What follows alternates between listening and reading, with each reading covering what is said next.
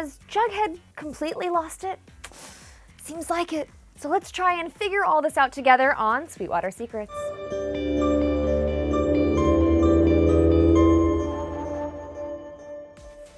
Welcome back, Riverbabes. I'm your host, Leanne, and this is the Sweetwater Secrets after show for episode 305, chapter 40, The Great Escape.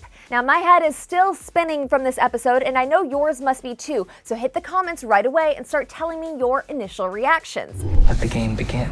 Now, today I'm bringing you exclusive interviews with KJ Apa and Lili Reinhart, and they're both talking about our favorite beanie-loving weirdo. Now, as always, I'll be unleashing all of my frustrations and exclamations and hisses and kisses, but first let's recap all of the outrageous G&G behavior in the Blue and Gold breakdown.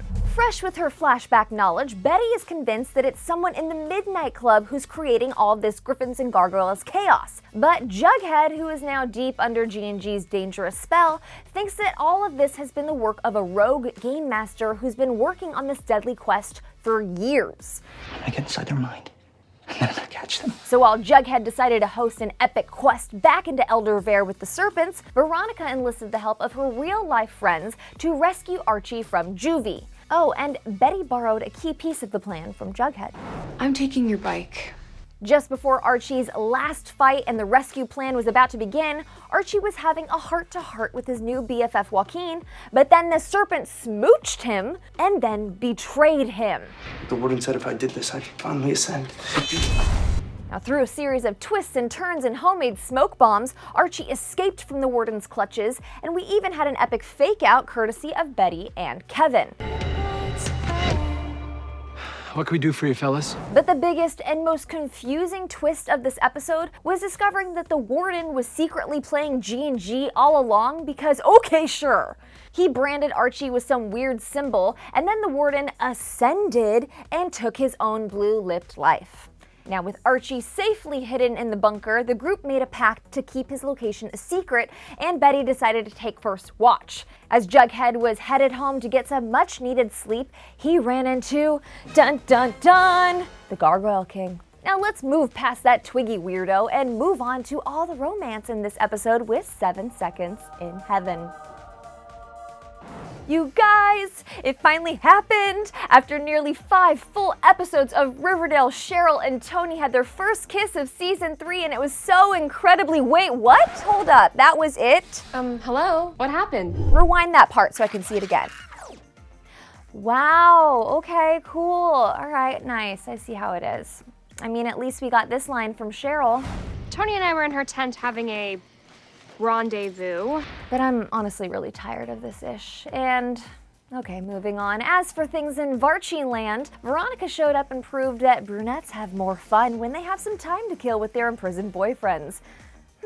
I wonder what Varchi did for those 20 minutes. Him and her got it on. Woo-wee! As for Bughead, well, tensions are running high for our investigative duo because while Betty was busy trying to crack the case, Jughead was just acting like he was on crack. Okay, you're not making any sense. Now here's what I'm gonna do. I want to replay you guys something that Lili Reinhart told me about Betty and Jughead's relationship in season 3. Because when I first sat down with her for this interview in early October, the stars had just finished filming episode 8.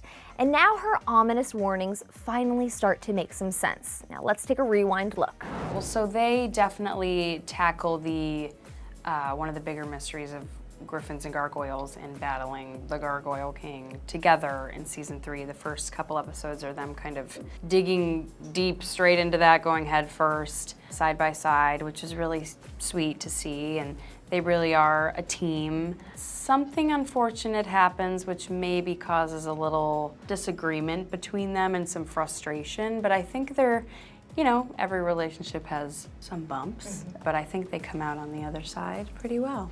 Okay, so it sounds like Bughead will be able to move past all of this, but it's still interesting going back and putting the pieces together with Lily's relationship clues.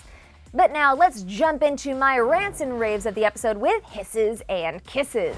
First up, hisses.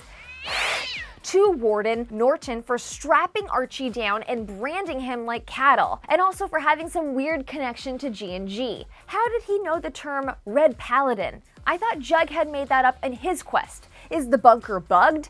How does this game work? I honestly don't know what the heck is happening anymore, but I do know that I'm glad that you're dead, Warden. Hisses to Jughead for refusing to take part in the real-life quest to save his best friend from jail, and instead devoted hours to playing a make-believe game. At least he seems to be good at it. Your deception gambit has paid off.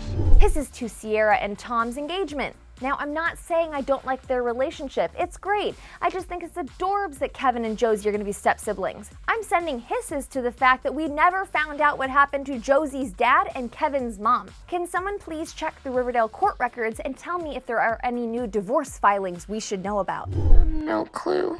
Hisses to the fact that we waited 5 episodes for a Shoney smooch, and it was the smallest little kiss in the history of the show. Heck, even Jughead and Ethel's kiss lasted longer. Hisses to Reggie, Kevin, and Josie for starting their own chapter of G&G, to Joaquin for stealing a smooch from Archie and then stabbing him, and then to Hiram for bribing those boys into sending Archie to jail. Go away, Hiram. And of course, the biggest hiss is going to the Gargoyle King. Let me get this straight. Is there someone running around in the forest at night with some kind of cow skull on its head and some twigs glued to their hands? What is going on? Is this a crazy person? Is this part tree? Who are you? I am Groot. Switching over to kisses. That one is going straight to Betty for letting her hair down and saving the day in her serpent jacket, and kisses to Veronica for rescuing her man and shutting down Elio's condescending behavior. Thank you for mansplaining my business to me. Kisses to Jughead for enlisting Cheryl's help to prove that he's not just the Serpent King, he's also a fearless badass. Don't define me again. And kisses to the fact that once again, I could not stop laughing after his scream to Cheryl. Fire, did I? Kisses to the return of Mad Dog, I'm so glad you're okay, and kisses to the fact that he held off the guard so Archie could escape. Best roomie ever.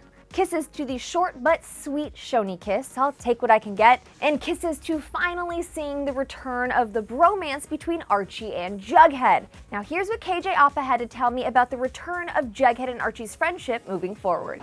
Speaking of Archie and Jughead, what's their friendship going to be like this year? Because a lot of fans really wanted that bromance to come back. Archie's kind of excluded from the other 3 this season. He finds himself alone a lot. Me and Cole just shot a kind of emotional, powerful scene between the 2 of them. Holding hands on the beach, walking.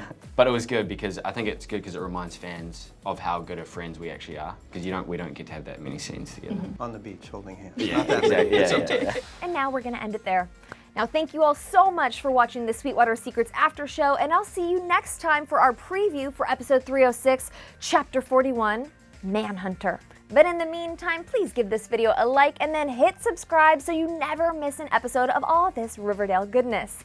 And now hit the comments and tell me your hisses and kisses for episode 305. What did you guys think about Jughead's behavior this week? Are you oh so pissed about the Shoney kiss? Who else is glad that the warden is dead? And what are your new Gargoyle King theories? Tell me in the comments below. Thank you so much for always being so amazing, Riverbabes. This kiss is for you.